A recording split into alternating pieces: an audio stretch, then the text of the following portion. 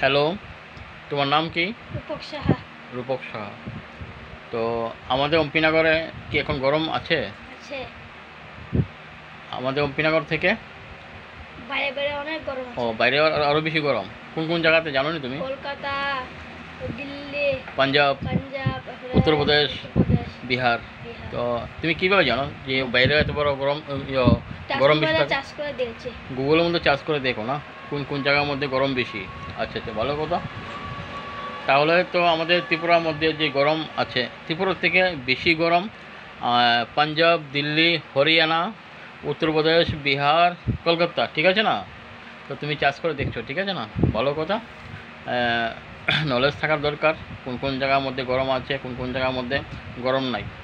আমাদের ত্রিপুরা থেকে বেশি গরম দিল্লিতেও আছে, ঠিক আছে না? তো ওইখানে তো প্রচুর গরম, আর শীতের সময় প্রচুর ঠান্ডা। পাঞ্জাব, দিল্লি আছে না, শীতের সময় অনেক ঠান্ডা।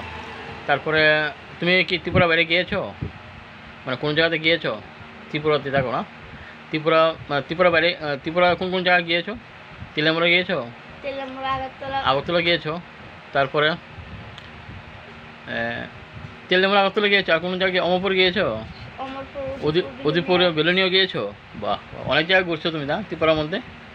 ঠিক আছে, ভালো থাকো, হ্যাঁ।